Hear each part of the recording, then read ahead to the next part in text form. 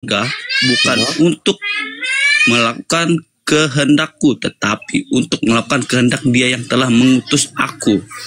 Berarti betul. Dia yang telah mengutus aku. Siapa yang mengutusnya? Berarti betul. Bapa telah mengutus anaknya untuk menyelamatkan umat dari dosa. Nah, berarti utusan ya, utusan Bapa ya. Iya, Dia turun dari sorga loh. Dia turun dari sorga. Siapa yang turun dari sorga? Nabi Adam. Kalau tidak Yesus sendiri. Nabi Adam. Dia tahu jalan ke sorga. Dia dicetak itu, dicetak di bumi itu. Nabi Adam itu lah nggak belajar. Begitu. Karena Dia telah turun dari sorga dan Dia kasih tahu, akulah jalan kebenaran dan hidup. Di mana tertulis yang turun dari surga adalah Tuhan. Wah. Dia sendiri yang berkata. Enggak, Bang Michael tuh aneh. Tadi bilang katanya siapa yang, saya mau menegaskan bahwa Yesus bukan utusan. Terus abang baca ayatnya itu utusan. Gimana abang ini? Abang ngomong berarti, sendiri. Enggak, begini. Berarti kalau dia utusan itu berarti nabi gitu. Enggak mau tahu. Kami tuh pokoknya redaksi ayatnya kayak gitu. Diutus oleh Bapak. Berarti utusan.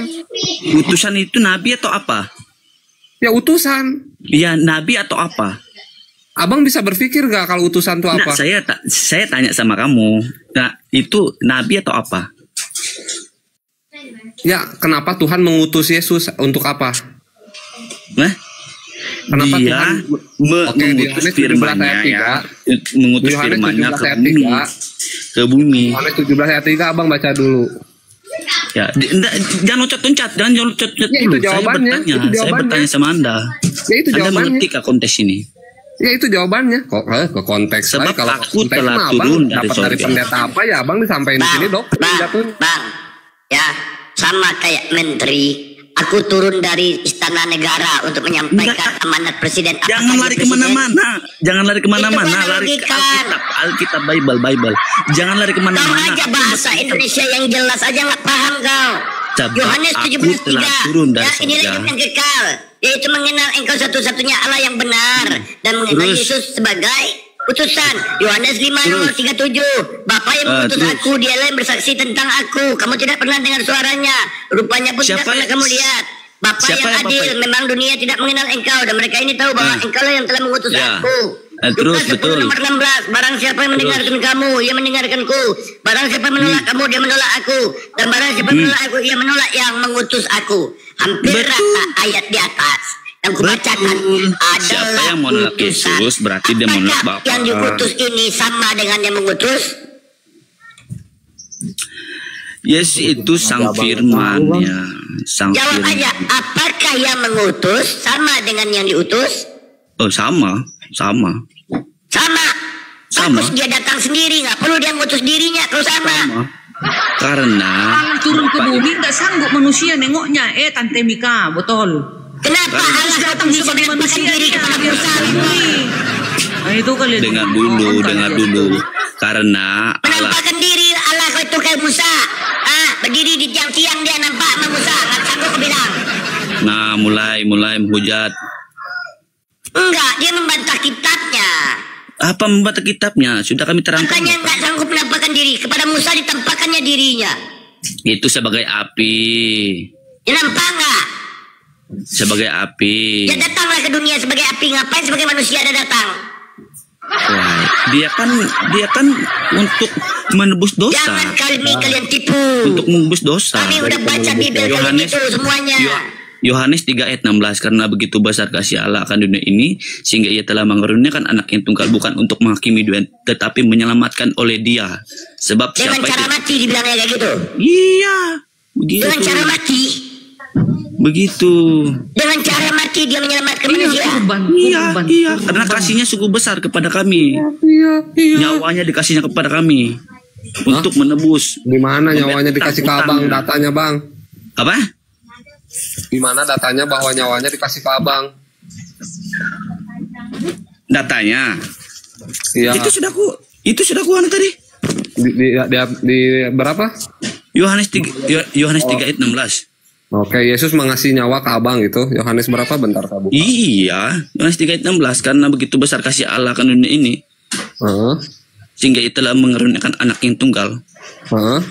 Terus di mana redaksi bahwa dia ngasih nyawanya ke abang? Enggak ada di sini. Dunia. Karena begitu besar kasih Allah kan di dunia ini. Termasuk abang juga kalau abang percaya. Ya abang ngomongnya apa? Nyawanya dikasih ke saya katanya. Iya, nyawanya dikasih ke saya. Dia mati di kayu salib untuk menebus dosa kami, dosa kita semua di bumi. Siapa yang percaya kepadanya, dia menyelamatkannya. Tetapi siapa yang tidak percaya kepadanya, dia di bawah hukumannya. Berarti kalian nggak berdosa lagi. Udah nggak berdosa lagi. Ya, begini ya bang, jangan nah, abang. Sekarang aku tanya, kalau kalian melakukan tindak kejahatan masuk neraka, sekarang termasuk surga sebelum bertobat. Oh, kalau kami membuat dosa ya masuk neraka. Ya percuma, ada mati konyol dia. Cuma mati konyol berarti. Bukan mati konyol, sudah kita dibayar, terus kita buat dosa lagi. Kalau kita tidak bertobat ya kita masuk neraka, tetapi kita bertobat kita masuk surga. Iya, tak perlu dia mati konyol kalau kalian masih bisa bertobat. Buat apa dia mati konyol kalau kalian bisa bertobat? Dia sudah berkata, hai anakku, dosamu telah diampuni. Ya, iya, sekarang logika nggak? Dan jangan berbuat dosa sekarang, kalian berbuat dosa sekarang ini, bertobat kalian diampuni. Apa gunanya mati dia kalau masih bisa diampuni dia dosa kalian? Nah, itu abang tidak tahu. Itu kan kayak mana? Nyalain si tante. Nah, berarti begini bang, dia memberikan nyawanya di kayu salib untuk menebus dosa manusia, ya. Dengar. Dan siapa berbuat dosa, ya, siapa berbuat dosa, ini sudah Kristen nih, siapa berbuat dosa dan dia tidak mengikuti firman yang disampaikan oleh Yesus, kasihlah sesamamu seperti dirimu juga dan janganlah berbuat dosa.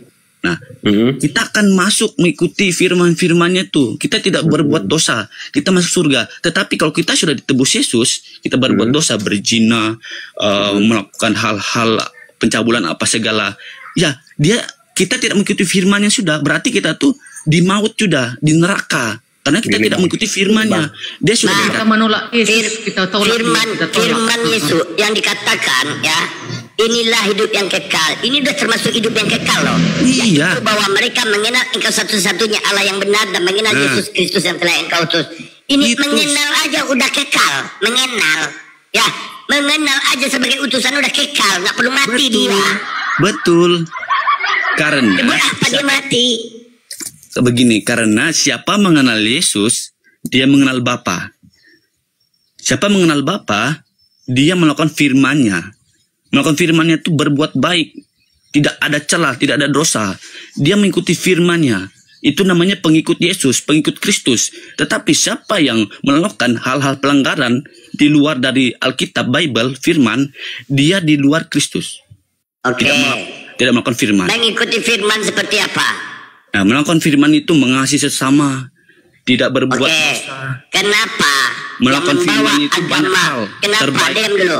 Kenapa yang membawa agama Kristen ke Indonesia pertama kali tidak mengimani firman Yesus? Dia menjajah Indonesia ini. Siapa menjajah? Belanda. Di tempat kami tidak ada Belanda. Agama kalian datang dari mana? Tidak ada yang Belanda. Agama kalian dibawa oleh siapa? Nah, saya bertanya, siapa namanya? Agama kau dibawa oleh siapa? Namanya? Di sini tidak ada penjajah. Di sini tidak ada penjajah. Di Kalimantan sini tidak ada penjajah. Kata siapa? Astaga ya Allah. Kata siapa bang? Di Kalimantan nggak ada penjajah. Bang. Kalau di Kalimantan ini bang. Kekristenan, dengar dulu ya. Kalau tentang jangan abang sok tahu lah. Jangan abang sok tahu. Sekarang aja kita sudah dijajah. Orang yang undangan kena pajak. Dijajah. Udah data kita diganti di Amerika. Dijajah nggak? Dijajah oleh semua. Dijajah nggak tuh? Sama umat Muslim. Hei, rakyat Indonesia dijajah nggak? Hah? Data kita diganti di Amerika. Orang kondangan sekarang kena pajak. Dijajah nggak tuh? Dijajah. Siapa yang buat peraturannya? Jangan abang lari sana sini. Siapa yang membuat peraturannya gitu loh? Ngarang aja ya. Dijajah lah kita, ngarang kau nih. Enggak. Sekarang agama gini, kami enggak. ini agama kasih. Tidak ada agama yang bilang orang penjajah Dengar gitu. Ya, Kami murni dari kasih bang. Jangan kita itu melari sana sini. Iya, ini analogi kita secara pikir logika aja. Kami Lebih di tahu Kalimantan orang sini Kristen daripada kau tentang ajaran. Lebih tahu orang Belanda tentang kekristenan daripada kalian, karena yang mengajarkan kekristenan itu di Indonesia orang Belanda. Bahasanya lebih dekat terjemahannya ke bahasa asli. Kalau kalian udah diterjemahkan ke bahasa Melayu baru ke bahasa Indonesia. Jelas lebih memahami orang itu tentang ajaran kasih. Kenapa berjuta beribu orang itu menjejah pengikut yang mengajarkan ajaran kasih, menjajah Indonesia selama 3,5 tahun. Abang itu terlalu. Sebentar ya, izin Bang Michael, karena abang sudah membodohi anak bangsa. Takutnya di bawah juga ada yang nonton. Belanda itu membodohi? Siapa yang membodohi, Bang? Timur ya. Pertama kali Belanda turun Kalimantan abang Timur. Ini mencari. Dengerin dulu lah Bang. Saya nggak ngomong sama abang, tapi saya takutnya ada anak-anak di bawah yang belajar sejarah bahwasanya orang Belanda itu menjajah Kalimantan juga. 350 tahun lagi. Timur. Jadi abang jangan berbohong, kata siapa di Kalimantan nggak ada penjajahan. 350 tahun. Abang orang mana, Bang? Orang Bandung. Orang Bandung. Kenapa bisa tahu di Kalimantan? Saya tanya. Sekolah saya. Sekolah. Diajarin sejarah. Tidak ada, Bang. Saya orang asli Kalimantan, Bang. Nenek saya orang Kalimantan. Makanya lu sekolah tuh jangan. Iya, abang itu sekolahnya jangan mencari yang negatif terus, yang cari positif. Karena kami di Kalimantan sini dari sekolah PA itu sejarah. Tidak ada sejarahnya di Kalimantan ini orang saling membunuh, orang saling apa karena dijajah, tidak. Karena orangnya, abang dengar ya Bang, orang di Kalimantan sini, tempat saya sini dulu, tidak ada satupun orang berani injak di Kalimantan karena orang Tungawai mencari kepala Bang. Karena sejarahnya di Kalimantan ini orang saling membunuh, makan orang. Karena sudah datang ini. Dengar dulu. Ini baca. Dengar dulu. Karena lu kagak pernah sekolah. Itu abang itu ya, saya ini orang asli Kalimantan, mendengar kakek nenek saya, nenek moyang saya cerita tentang. Berarti nenek moyang lu pembohong. Ini buka data ini ya. Apa Bang? Pemerintahan kolonial pada tahun 1938. Berarti abang ini menghina orang Dayak berarti. Kalimantan yang dikuasai oleh Belanda ditetapkan sebagai kegubernuran Borneo dengan Banjarmasin sebagai pusat pemerintahan. Berarti abang ini menghina orang Dayak ya? Siapa yang menghina orang Dayak? Oh, bilang abang tadi.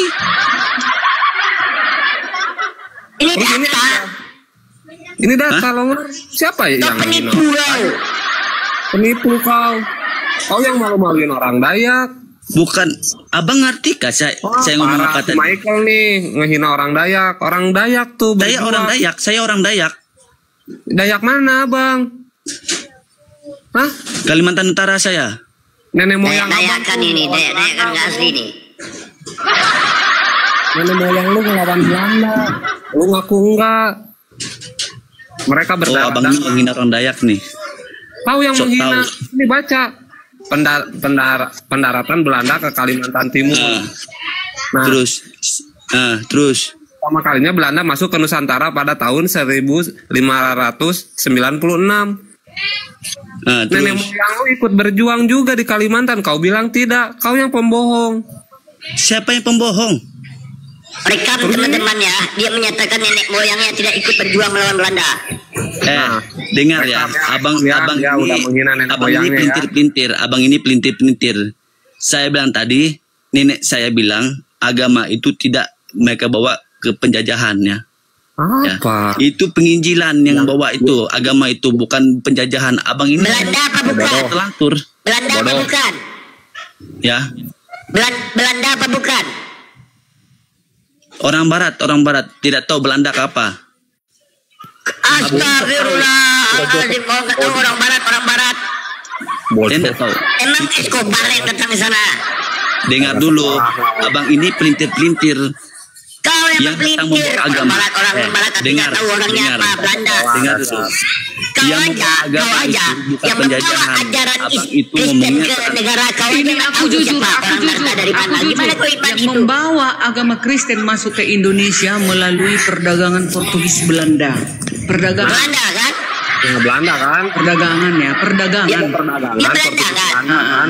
Di saat Indonesia sedang dijajah Belanda kan? Nah, siapa yang menjajah Bang? Bentar, Bu Darni juga sama Kristen. Bu Darni tahu POC kan? Bu Darni Tahu kan POC? Iya, masuknya Kristen benar, ke kan? Indonesia melalui perdagangan. Kalaupun Nah, ada kata-kata terus dulu kata si Michael, ada perang, enggak. tentu ada perlawanan. Si Michael nggak sekolah. Bukan nggak sekolah abang. Abang itu pelintir-pelintir bahasa saya. Kau udah mengatakan orang Kalimantan tidak ikut berjuang. Hati-hati kau. Siapa bilang nggak ikut berjuang bang? Bilang Kau saya. tadi kau bilang Kalimantan Itu tidak apa? pernah dijajah. Pelintir. Tak ada cerita rekam teman-teman. Kita bikin video. Michael kalau saya- mengatakan Kalimantan tidak pernah dijajah. Hebat Berarti betul dia orang tidak ngomong. menghargai Saya bilang pahlawannya. Saya bilang Sebentar. tadi Anda di Michael, Anda Kalimantan mana? Kalimantan mana? Kalimantan Utara. Kalimantan Utara. Nah, Nah, Kalimantan Utara, ayo teman-teman di bawah yang tinggal Kalimantan Utara naik. Sisa ini, naik. Ayo. Yang Kalimantan Utara, Kalimantan kamu Utara minta ini permintaan. menjebak orang kamu ini. Tidak Loh, ada bukan. saya bilang tadi. Tidak Kalimantan ada Utara. nenek moyang Nah, saya. ini nih. Oh, ini Kalimantan Utara nih. Ini Kalian Kalimantan itu- Utara nih. Ini Kalimantan Utara ini. Ini Kalimantan nih, ayo kapok. Ini orang Kalimantan. Ini pahlawan veteran. Veteran nih, ajar. Ini veteran Kalimantan. Ajar. Petra ini, Petra. Hoi. Memanglah mereka di dalam nih. Pelintir hebat. Tunggu. Ini Kalimantan kok kapok. Kalimantan nih. Kapok. Wah. Apa? Kalimantan nih. Ini Kalimantan penjajah nih. Kalimantan kata tidak dijajah katanya. Cerita Kalimantan ini. bos. Kalimantan bos. Kalimantan. Katanya nggak ada orang Kalimantan melawan Belanda katanya. Siapa bilang tadi? Siapa Siapa bilang bilang? tadi? Iya. Siapa bilang? Kalimantan tidak pernah dijajah Belanda katanya. Siapa bilang? Ini Michael Jensen ini. Di Mandor tempat aku itu banyak yang tewas itu perang sama Belanda. Di Mandor. Dengar. Banyak ribuan orang. Dengar Siapa dulu, bilang? dengar. Dengar. Bilang mereka tadi, dengar ya. Bilang mereka tadi berkata bahwa agama kami itu dibawa oleh orang. Memang dari Belanda lah. Dari mana lagi? Yang saya ngomong tadi, ya, saya ngomong tadi tuh, saya mau ceritakan tentang bagaimana orang Dayak Kalimantan Utara ini dari Karayan itu mendapatkan Udah bohong ilmu bang. tentang Tadi agama gitu, Bang. ya. Gitu, Nah, Bang. diam dulu. Bang. Bohong. Nah, karena saya bilang tadi tidak melalui penjajahan, tidak. Karena berkata nenek moyang saya kepada nenek-nenek saya bahwa mereka itu melewati, kalau kita kenal itu pesawat MAF itu Udah pesawat muter-muter itu. coba bohong tadi bohong. Ya. Lain. Jangan Kalau bilang begini Belender, dengar dulu Belender. Sekte Dengar dulu. Siwa, agama Hindu mulai berkembang di Jawa abad ke-5. Duluannya Hindu daripada Islam. Udah? Ya, agama ya. Hindu memiliki pengaruh yang betul. terhadap ideologi pemerintahan tunggal raja.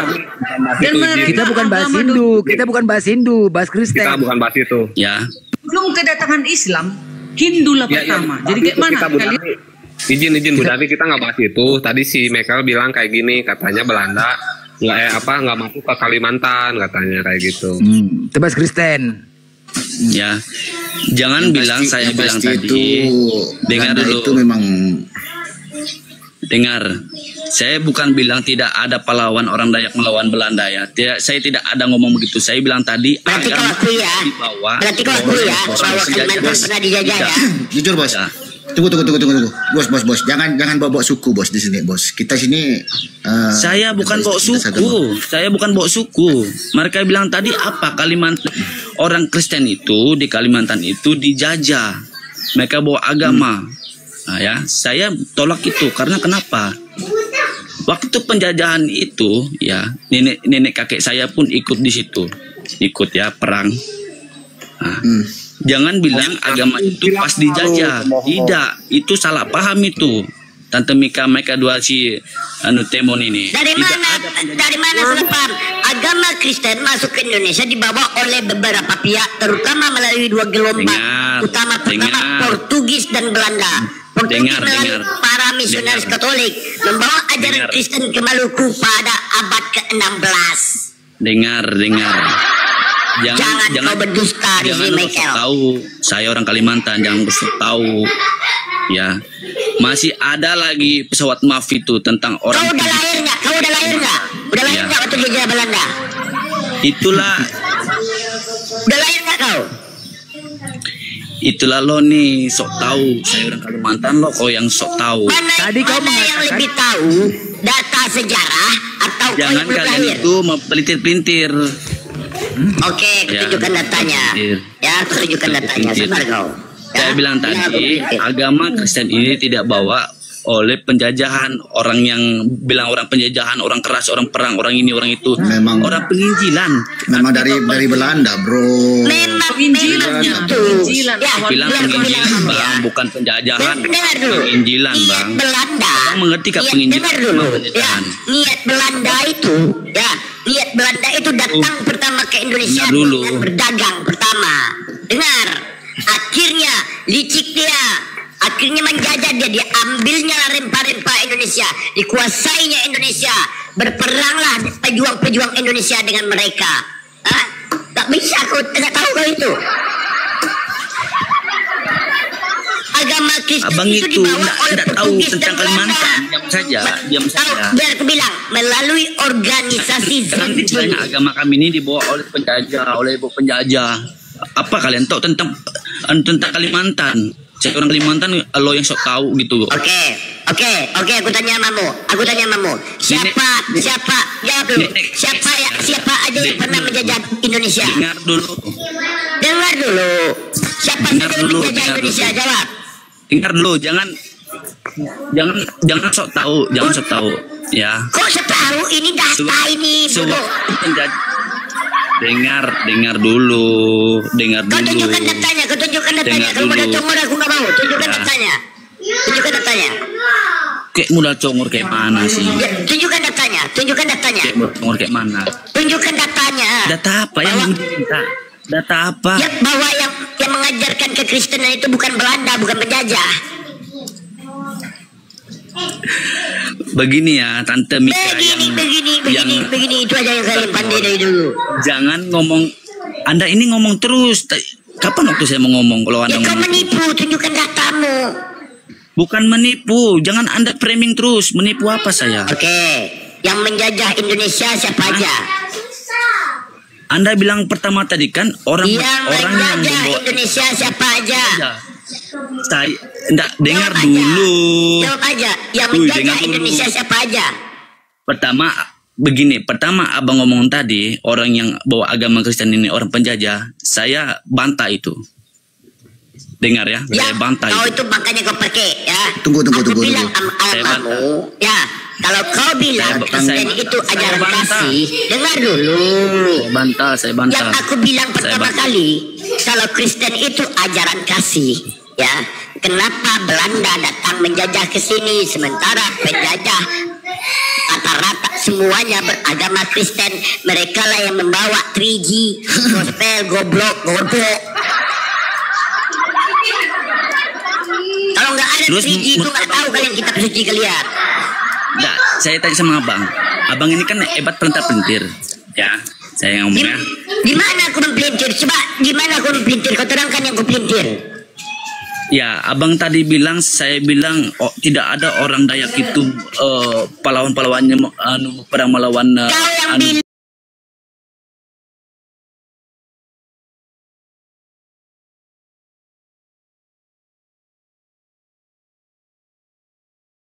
Menjajah Belanda, makanya kaget aku. Saya bilang tadi menjajah agama, nyoy. Menjajah agama, menjajah negara. Emang beda. Ada lagi menjajah agama, menjajah. Astagfirullahaladzim. Saya bilang tadi samakan itu. Dari mana? Saya ngomong penginjilan dengan penjajahan beda. Bukan Bu Darni. Sekarang aku tanya sama Bu Darni, ya.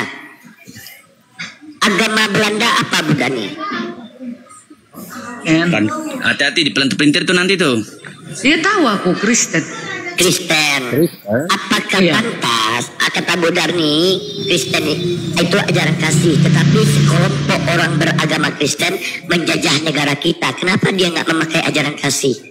Terus waktu di Indonesia ini pertama Hindu, lalu sekarang Hindunya kecil. Bukan itu yang sekarang Islam, terus salahkan bilang penjajah gitu. Ajaran kasih.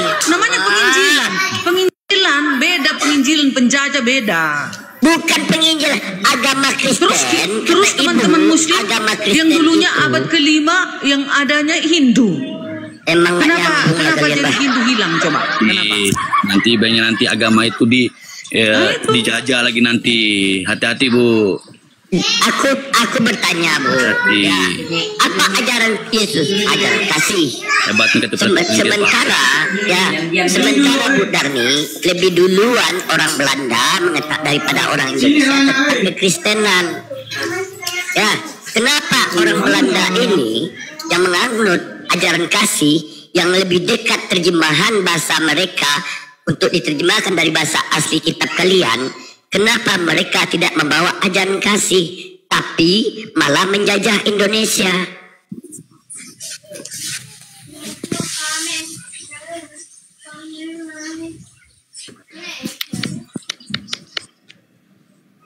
Jangan ngomong lah. Nah, tadi kau bilang di Kalimantan diam semua, tetapi kalau kita ngomong semua. Aku bertanya di Kalimantan kan Gimana sih? di Kalimantan kan tidak pernah dijajah. Tadi kau bilang kan, dari mana kau dapat sejarah seperti itu? Saya bilang tadi begini ya, agama itu tidak dijajah, saya bilang tadi. Kemudian mereka berkata kepada saya, tidak nenek moyang kita. Ulang. Agama apa tadi? Bilang tadi kan, mereka bilang tadi, agama Kristen ini agama penjajah. Dengar. Nah, saya bantah karena nenek moyang saya selama hidupnya di Kalimantan sini bilang tidak ada orang menjajah itu pakai agama, tidak ada. Jadi Kristen itu datang dari mana? Aku tanya. Dengar Bang. Kristen itu datangnya dari mana dulu? Mereka menjajah itu mencari sesuatu yang dicari kayak batu bara ya, rempah-rempah, pohon-pohon apa segala batu begitu. Tidak agama, bukan agama. Jangan membawa agama itu membawa kejajah. Sorry dulu. Ini juga tuh ya, Islam diperkenalkan melalui jalur perdagangan juga oleh pedagang Muslim. Bentar Islam bentar masuk Bu Darni. Sama. Silakan Mbak Wamuna. Kasihan deh lo. Gak usah lah cerita penjajah-penjajah kita lagi. Kristen itu datangnya dari mana ke Indonesia ini gitu. Tadi kan Bu Darni bilang agama penginjilan Bang, penginjilan Hindu. Datang dari penginjilan Bang, penginjilan. Iya, datang penginjilan Bang. Penginjil kan dari ya, bukan dari penjajah ya. Saya minta maaf. Bukan saya bilang Kalimantan ini tidak pernah dijajah. Kalau saya bilang Kalimantan tidak pernah dijajah, berarti saya pembohong. Saya bilang tadi agama tidak dibawa oleh penginjilan ya. Memang pembohong si anjing itu. Ini dia. Islam diperkenalkan melalui jalur perdagangan oleh pedagang Muslim dari Arab, Persia, dan India, yang kemudian diikuti oleh penyebaran melalui pernikahan, pendidikan, dan akulturasi budaya. Kerajaan-kerajaan Islam mulai bermunculan sama kayak misioneri pun mana menjajah. Yang maksud dari pertanyaan kerajaan Islam mulai bermunculan seperti Samudra Pasai dan Demak yang berperan penting dalam penyebaran Islam di wilayah lain. Gak usah kita cerita tentang kayak gitu. Ya udah, kita di Indonesia ini udah sama. Ada Islam, ada Kristen, sudah disahkan. Astagfirullahaladzim. Bu Darni, dengar aku ngomong. Tadi Ibu mengatakan bahwa Yesus mengajarkan ajaran kasih. Ya, aku bertanya, ada orang yang terlebih dahulu mengetahui tentang kekristenan, orang Belanda. Kenapa ajaran kasih itu tidak diterapkan?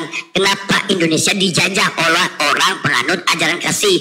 Yang mana orang itu terdahulu yang mendapati mengetahui ajaran Kristen?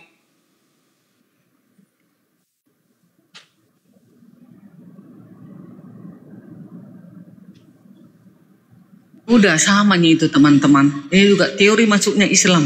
Teori terdapat beberapa teori mengenai asal masuknya Islam, antara lain teori Puja, teori Persia, dan teori yang masing-masing memiliki argumen. Udah nyerah aja lah tante. Yang satu Islam datang udah sama kan? Jadi penginjilan semua, Islam juga penginjilan dari Arab sana. Apa perbedaan antara Islam dan Kristen masuk Indonesia? Beda, kalau Belanda membunuh ya, si biadab-biadab itu membunuh. Kalau Islam datang dengan lewat perdagangan kan itu bedanya. Walaupun sama-sama kita agama dakwah, yang satu penginjilan, yang satu dakwah. Nah itu, makanya ya kalian mengatakan ajaran kasih, tapi yang membawa ajaran kasih itu ke Indonesia menghilangkan ajaran kasihnya. Kalian yang menganut ajaran kasih buatan Belanda. Contohnya, diambilnya rempah-rempah kalian. Dikasihnya Bibel, baca ini, kasih sama musuhmu. Karena saking tololnya, diambil ini rempah-rempah, sini gospelmu katanya. Itu ajaran kasih yang dibawa oleh Belanda. Terus satu lagi tadi si biadab yang tadi katanya Indonesia nggak pernah dijajah PKI si bangsat itu. Kebetulan kan kakek saya tentara ya kan, Assalamualaikum Kak Nora. Orang si babi itu bilang nggak dijajah Indonesia. Kalimantan juga dengar, Islam masuk ke Kalimantan melalui Pontianak dan kerajaan-kerajaan lain seperti Kutai, Banjar dan lainnya. Sulawesi, Islam masuk ke Sulawesi melalui raja dan masyarakat Goa Talo. Maluku, Islam masuk ke Maluku melalui pedagang dan penyebaran agama. Gitu dia. Ya namanya juga penginjilan. Ya penginjilan untuk mengabarkan kebaikan. Islam tuh nggak kayak gitu. Nggak usah dipersoalkan kalau untuk penginjilan. Ya, karena Tuhan juga mengatakan, Yesus juga mengatakan di abad pertama, pergilah, kabarkanlah Injil, ajarlah mereka, baptislah mereka dalam nama Bapa. Makanya Injil itu harus disebarkan. Susah diskusi sama orang gak sekolah. Lu kerja rodi, tahu gak sih kerja rodi? Anjing kesel kali sama ini penjajah satu ini. Tahu kerja rodi gak sih Bu Darni? Kerja rodi tahu POC nggak sih? Tahu nggak sih? Iya tahu aku. Dulu waktu SMA ngapain aja sih Bu Darni? Iya waktu penjajah Belanda itu nggak ada aman Bang Raden aman dengan menjajah agama enggak. Dulu mereka itu penjajahan itu melalui tentang perdagangan itu. Ya. Itu alasan Belanda Bu Darni mau menjajah. Namanya juga penyebaran Injil, tapi penyebaran Injil dan perdagangan beda. Penipu. Jangan samakan berdagang sama penginjil. Rumah kita dulu, beda loh. Yang jelas Indonesia sudah meneken 5 agama di Indonesia.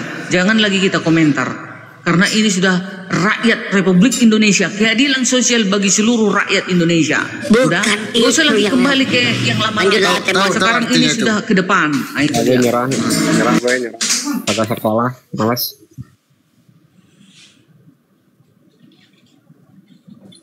Kayak sia-sia sekolah bertahun-tahun ya kan. Pancasila apa? Tapi tidak tahu artinya itu. Pancasila satu ketuhanan yang Maha Esa. Di luar dari Elohimnya Abraham, Ishak dan Yakub. Di luar Elohim. Kalian berani berdoa menyebut nama Elohim? Berani kalian?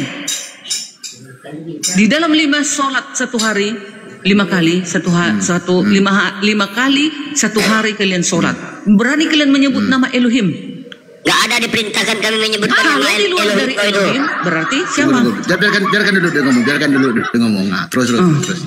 Ada ayatnya 1 Tawarikh 16 ayat 26. Di mana? Di luar dari Elohimnya Abraham, Ishak dan Yakub adalah Mamon, setan, iblis. Sekarang aku tanya kalian, kalau kalian berdoa menyebutkan nama Elohim, Yahweh, berani kalian? Kalau Bang Mustafir, berani kalian menyebut nama Elohim berdoa? Berani? Bentar, Kaderni sebentar. Kita baca ya. Sejarah masuknya Kristen ke Indonesia dimulai sejak abad 16. Yalah, selesailah dulu sejarah, jangan dulu ketuhanan yang Maha Esa aja dulu.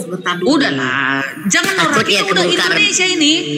Keadilan sosial udah ini, nggak usah lagi kau bahas-bahas penjajah-penjajah. Nggak ada lagi. Diam dulu. Sabarlah. Ini kan bukan tujuan untuk dirimu, untuk saudara-saudara di bawah. Kalau dirimu nggak perlu ya nggak masalah. Yang perlu nanti anak cucu kita, biar mereka tahu bahwa Kristen masuk itu bukan seperti pada waktu Islam masuk ke Nusantara. Dengan perdagangan, adanya pernikahan, penyebaran Islam seperti itu. Nah, selama ini Materi tentang sejarah masuk Kristen ke Indonesia dirangkum dalam kerangka misi Gold, Gospel, dan Glory, bangsa Eropa. Kenyataannya, penyebaran agama Kristen cukup kompleks, melibatkan pergumulan hegemoni antara bangsa-bangsa barat yang pernah bercokol di Nusantara. Motif utama FOC adalah perdagangan. Mereka tidak terlalu bergairah untuk menjalankan misi kekristenan kecuali untuk tujuan profit. Hal ini berbeda dengan Portugis yang memang mengusung misi gospel. Sejarah mencatat masuk kekristenan ke Indonesia dimulai pada abad ke-16 dengan penyebaran agama Katolik oleh Portugis. Belanda kemudian membawa agama Protestan pada awal abad ke-17. Jadi yang membawa Katolik abad 16 itu dari Portugis. Nah, abad ke-17 yang membawa Kristen Protestan adalah Belanda. Yang kita tahu Belanda itu menjajah. Belanda bukan dengan fine-fine aja. Datang, hello Indonesia, welcome, how are you today? No. Dia jajah. Bahkan kita tahu penyiksaan mereka yang paling mengerikan adalah rowdy, kerja paksa. Baca berikutnya. Guna memahami lebih jauh tentang sejarah masuknya agama Kristen, simak penjelasan berikut ini. Mengutip jurnal Portugis dan misi Kristenisasi di Ternate oleh Usman Nomai, Kristen mulai memasuki wilayah Nusantara setelah Portugis berhasil merebut Malaka, pusat perdagangan di Asia Tenggara. Dari Malaka, mereka berlayar ke wilayah penghasil rempah-rempah, yaitu Maluku. Saat tiba di Maluku, mereka disambut dengan baik oleh Sultan Ternate, bahkan diberi kesempatan untuk membangun benteng. Orang-orang Portugis mengusung misi Jesuit, yaitu kapanpun dan dimanapun pengabaran Injil adalah sebuah pesan suci yang perlu dilaksanakan. Oleh sebab itu, mereka mulai melaksanakan berbagai macam metode untuk mengajak orang-orang Ternate yang beragama Islam atau yang masih menganut dinamisme dan animisme untuk mengimani Kristen Katolik. Makanya di daerah NTT, Maluku, kebanyakan Katolik, memang betul. Apalagi dulu sebelum Timur pisah dari Indonesia, itu mayoritas memang Katolik semuanya. Makanya ada patung Christos Rey. Karena saya juga dulu di sana. Saya lahir di Timur Timur. Laki-laki Portugis mengawini budak-budak dan perempuan pribumi. Bayangkan, di Indonesia aja sudah ada terjadi perbudakan. Kemudian menjadikan mereka penganut Katolik.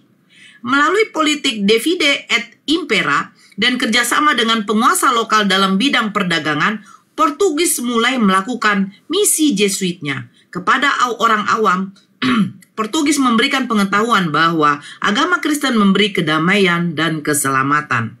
Seorang misionaris Franciscus Saverius bahkan berhasil membaptis beribu-ribu orang. Selain Maluku, misi Katolik juga menyebar ke daerah-daerah lain seperti Sulut dan NTT sebelum Portugis diusir dari Kepulauan Nusantara pada tahun 1575. Ini yang Protestan. Mengutip jurnal Misi Kristen di Indonesia, kesaksian Kristen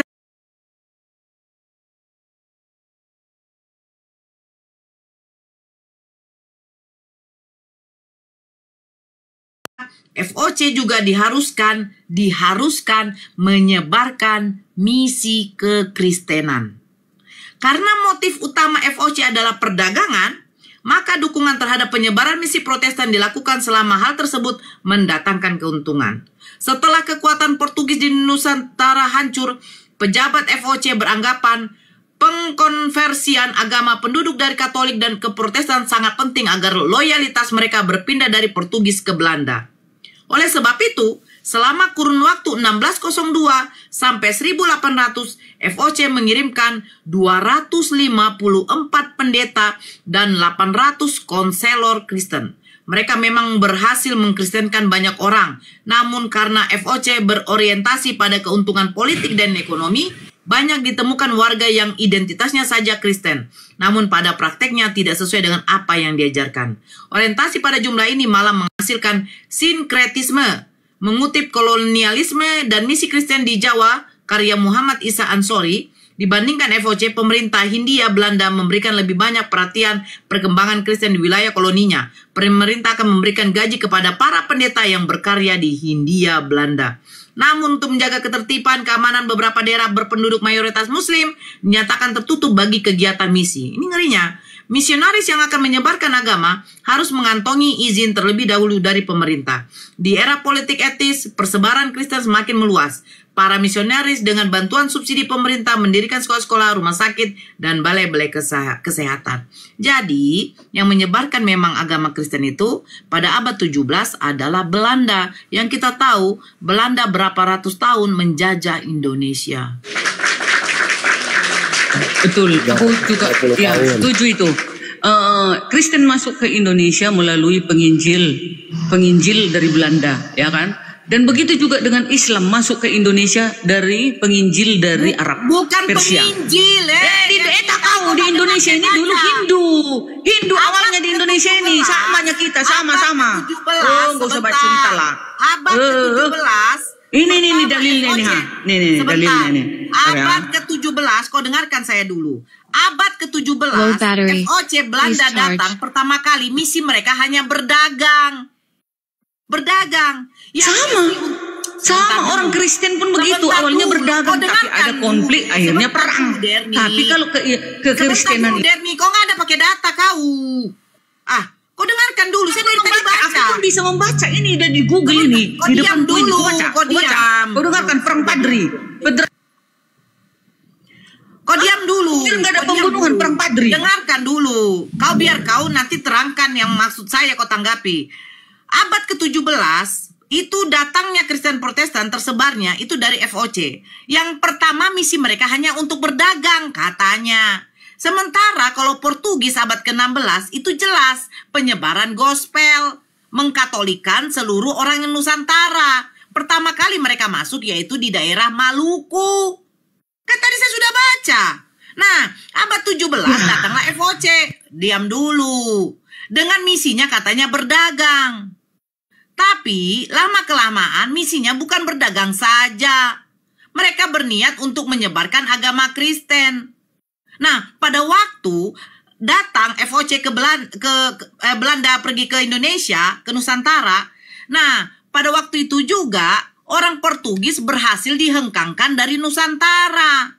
Nah, niatnya Belanda ini untuk mengkristenkan, memprotestankan orang yang beragama Katolik agar berpindah menjadi Protestan. Bahkan, kegiatan umat Muslim pada waktu itu, walaupun umat Muslim sudah menjadi mayoritas di Nusantara, kegiatannya itu jadi diperkecil agar penyebaran Protestan ini makin meluas. Inilah misi FOC. Paham gak sih? Ya udah, ini juga pernah ada konflik antara Islam dengan pemeluk agama lain di masa lalu. Tetapi motivasi utama atau setidaknya motivasi awalnya bukan untuk menyebarkan agama, sama. Misalnya saat perang Padri ada konflik antara gerakan Islam murni dengan kaum adat yang masih melakukan adat istiadat setempat yang dipandang tidak sesuai dengan Islam. Yang perlu jadi catatan adalah kaum dari mana datang. Oke, aku pakai data ya. Jadi memang benar Belanda masuk ke Indonesia itu penjajah. Dimatikan aku. Sebentar. Bang Timothy ini Islam apa Kristen? Sebentar Bang, Abang baru bergabung. Oh Kristen, baik. Herman mana lu? Sebentar, Herman sama mana lu? Monitor. Iya Pak. Islam Kristen Bang? Alhamdulillah Islam Bang. Oh Islam Bang. Abang izin di bawah dulu Bang ya. Oke lanjut Bang Timothy. Ya siap Bang. Lanjut Bang Timothy, lanjut silakan. Oke, jadi kita harus pahami dulu tujuan dan visi misi dari VOC. Nah, memang benar bahwa visi misi dari VOC itu untuk kepentingan ekonomi, seperti itu ya. Tetapi di dalamnya memang ada visi juga untuk penyebaran agama. Tetapi hal ini ditunjukin kepada para pendeta-pendeta yang memang ahli dalam bidang teologi untuk memaparkan tentang Injil. Nah, dalam tindakan ini tidak ada pemaksaan. Seperti itu. Nah, saya bisa bacain untuk beberapa apakah VOC memiliki visi menyebarkan agama Protestan? Tidak secara langsung sebagai visi utama. Namun VOC mendukung penyebaran agama Protestan terutama karena Belanda saat itu adalah negara Protestan atau Calvinis dan VOC mempresentasikan kepentingan negara Belanda di Asia. Berikut, VOC menunjukkan pendeta-pendeta Protestan untuk melayani komunitas Belanda dan juga melakukan misi di wilayah jajahannya, terutama setelah menguasai wilayah bekas Portugis yang sebelumnya Katolik. Nah, penginjilan Protestan terjadi sebagai dampak kolonialisme, tetapi itu bukan tujuan utama dari VOC. Nah, di sini kan kita bisa temukan nih banyak, tetapi kan tidak ada dengan cara mendiskriminasi seperti itu. Oke, saya baca lagi ya. Oleh sebab itu, selama kurun waktu 1602 sampai 1800, VOC mengirimkan 254 pendeta. Pendeta ini bukan pendeta yang Indonesia, karena penyebaran kekristen pertama itu belum ada yang namanya sekolah teologia. Paham ya, Timothy? Dan 800 konselor Kristen. Mereka memang berhasil mengkristenkan banyak orang. Mengkristenkan. Ya, karena mereka percaya. Berarti punya misi. Karena mereka percaya, nggak jadi masalah. Diam dulu, jangan soal percaya. Sabar dulu. Ya. Nah, mereka memang berhasil mengkristenkan banyak orang. Namun, karena VOC berorientasi pada keuntungan politik dan ekonomi, banyak ditemukan warga yang identitasnya hanya Kristen saja. Namun, pada prakteknya tidak sesuai dengan apa yang diajarkan. Nah, ini dikatakannya begini ya. Mengutip dari Misi Kristen Indonesia, kesaksian Kristen Protestan oleh Benjamin F. Intan, mulanya dalam kontrak VOC dan Belanda tidak terdapat pasal tentang kekristenan. Namun, pada 1623, VOC juga diharuskan menyebarkan misi Kristen. Diharuskan! Iya, nggak apa-apa. Timothy, perang padri. Bacakan perang padri. Enggak, nanti dulu. Perang padri nanti saya yang bantah ya, Bu Darmi. Ini bicara sejarah. Lah ini sih, aduh, ini bicara sejarah, Nora. Makanya aku naik. Gini loh. Sekarang begini. Namun pada 1623, VOC juga diharuskan menyebarkan misi kekristenan. Karena motif utama VOC adalah perdagangan, maka dukungan terhadap penyebaran misi Protestan dilakukan selama hal tersebut mendatangkan keuntungan. Bahkan apa? Setelah kekuatan Portugis di Nusantara hancur, pejabat VOC beranggapan pengkonversian agama penduduk dari Katolik ke Protestan sangat penting agar loyalitas mereka berpindah dari Portugis ke Belanda. Maksudnya apa? Pertama Portugis yang menyebarkan agama Katolik, datang VOC abad 17, mereka mengusahakan agar agama Katolik ini berpindah menjadi Protestan.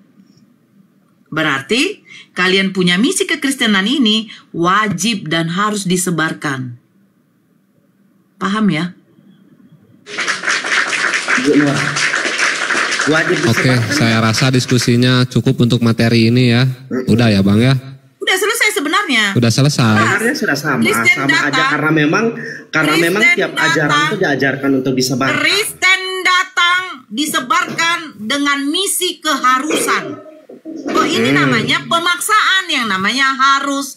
Sementara Islam pun datangnya dari Arab. Dari Arab. Bentar dulu Bu Darmi. Sementara Islam tidak ada misi penyebaran agama dengan pemaksaan.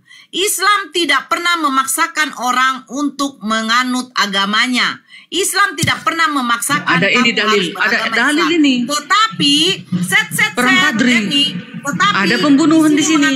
Jangan kau sebut perang padri, Denny. Kau tidak tahu sejarah perang padri kau.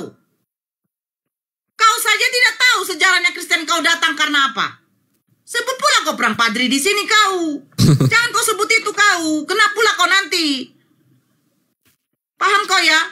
Yang pasti intinya di sini sudah dijelaskan berdasarkan data di sini. Saya mengutip ya. Saya tidak apa. Di sini mengatakan Kristen ini misi, penyebaran misi agama yang diharuskan. Sampai sekarang terjadi. Kau jelaskan dulu perang padri. Misionaris. Diam dulu kau Derni. Misionaris sekarang tengoklah. Orang yang sudah beragama kalian murtadkan.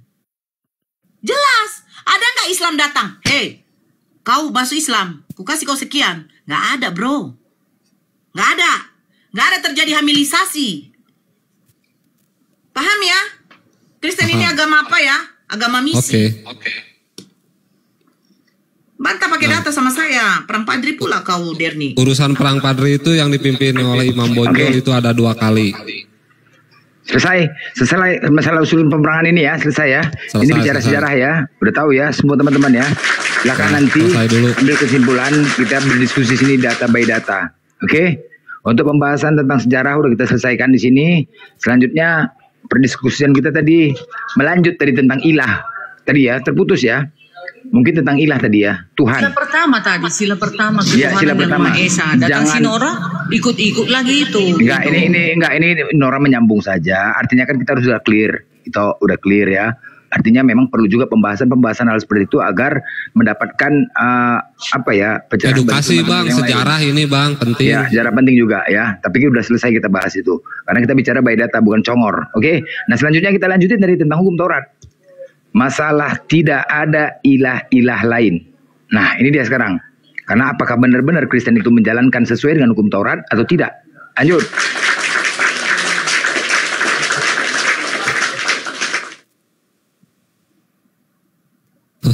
Bawa perang hukum Taurat. Ya, silakan tadi. Yang poin pertama, hukum pertama langsung kita bahas tadi. Hukum pertama, ketuhanan yang maha ketuhanan yang maha esa. Jangan ada ilah lain. Jangan ada padamu Allah lain di hadapanku. Ya, kami umat Kristen tidak ada mengalahkan Allah yang lain. Karena ada ayatnya di dalam 1 Tawarikh 16 ayat 26. Di luar dari Elohimnya Abraham, Ishak dan Yakub adalah setan dan Mamon, iblis, ya.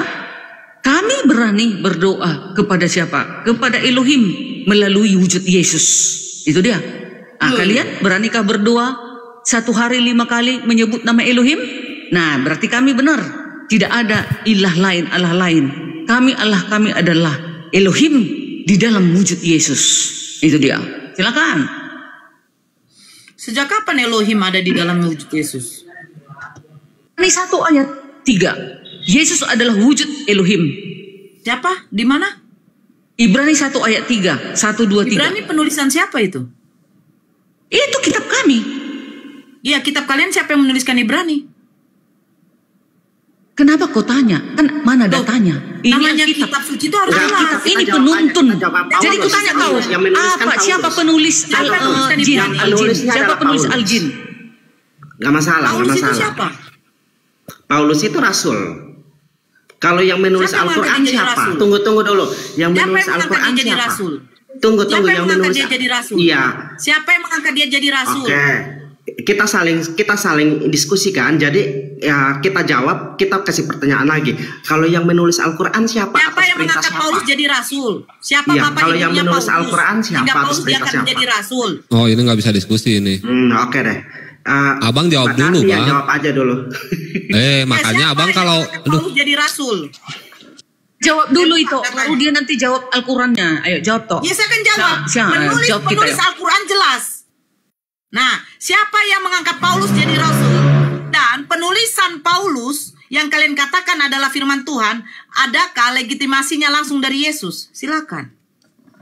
Satu-satu ya, siapa yang mau jawab, Timothy atau Bu Darni? Kisah para aku membantu. Oke, ya udah Timothy jangan ya. Kisah para Rasul 9 ayat 14 sampai seterusnya.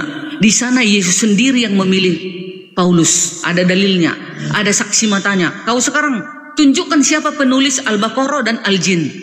Kau sebutkan dulu lah dalilnya apa. Itu atas perintah siapa? Gitu dulu. Ini itu perintah siapa dan surat Kursilah, Al-Jin, Al-Baqarah. Siapa yang penulisnya itu? Satu-satu Timothy. Para sahabat Rasulullah SAW yang ditunjuk sebagai penulis Al-Quran. Pertama, Zaid bin Sabit. Zaid termasuk salah satu sahabat Rasulullah yang juga cerdas di bidang bahasa.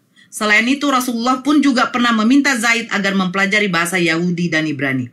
Zubair bin Awam. Zubair bin Awam merupakan saudara ipar Rasulullah yang mulai memeluk agama Islam setelah menginjak usia 15 tahun dan termasuk ke dalam 7 orang pertama yang masuk Islam kala itu. Terus siapa? Muawiyah bin Abi Sufyan. Muawiyah merupakan salah satu sahabat Rasulullah yang dipilih untuk menuliskan wahyu Allah setelah Rasulullah berdiskusi dengan malaikat Jibril. Jibril merekomendasikan Muawiyah karena sifatnya yang jujur. Ubay bin Ka'ab. Setelah Rasulullah hijrah ke Madinah, Ubay bin Ka'ab mulai memeluk agama Islam. Ia mempunyai nama lain yaitu Abu Tufail.